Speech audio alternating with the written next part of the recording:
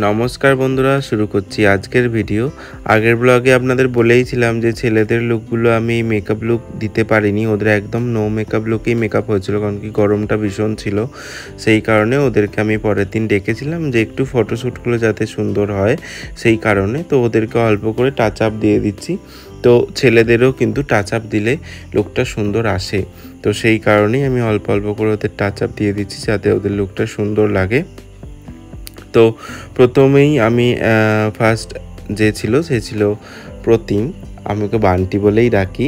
যাই হোক, তো এরপর ছিল সৌম্য, একে তোমরা অনেকেই দেখেছো। আর যত ভিডিও আমার এডিটিং ভিডিও বেশিরভাগটাই মানে 90% ভিডিও ওই এডিট করে।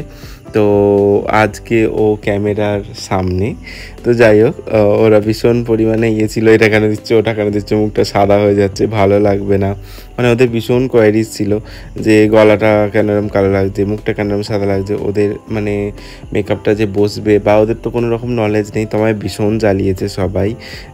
তো একজন অপরজনকে বলছে আর ওরা বলছে হ্যাঁ এটা হবে ওটা হবে। তো যাই হোক, ভীষণ মানে ওই ওদেরকে না কিছু হবে না কিছু হবে না এই বলে বলে মেকআপটা কমপ্লিট করেছি।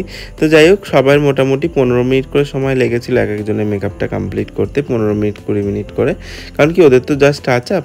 তো অল্প করে একটু কন্ট্রোলও করে নিয়েছিলাম যাতে একটু মুখটা ভালো লাগে, অল্প করে একটু ব্লাশার। আর আজকে যে ফাউন্ডেশন আমি মেকআপ করেছি সবাইরই, সেটা ফরএভার 52, যেটা শুধুমাত্র ইভেন্ট টোনটাকে একটুখানি মাইল্ড করার জন্য। তো এরপরেই এই হচ্ছে লাস্ট। যত ছবি দেখেন যেগুলো আমার পেজে এডিট করা পিকচার বা ক্লিক হয়, সেগুলো সব এই করে, মানে ও হচ্ছে ফটোগ্রাফার। আর বাকি যে দুজন ছিল ওরা ভীষণ পরিমাণে আমার হেল্প করেছে, অনেক সময় এডিটও করে দেয়। তো যখন সব কমপ্লিট তখন দেখলাম ওর একটা জামার বোতাম মানে পাঞ্জাবির বোতাম খুলে গেছে।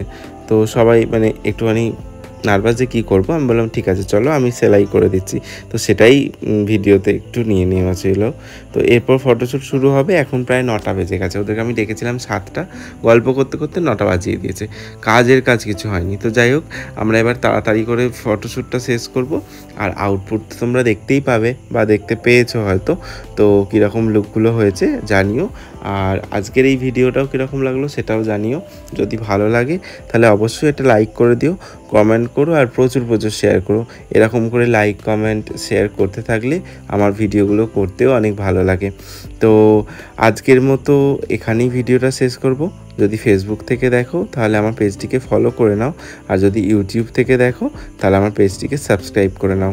থ্যাংক ইউ পুরো ভিডিওটা দেখার জন্য আর আমাদের সাথে থাকার জন্য। অসংখ্য অসংখ্য ধন্যবাদ।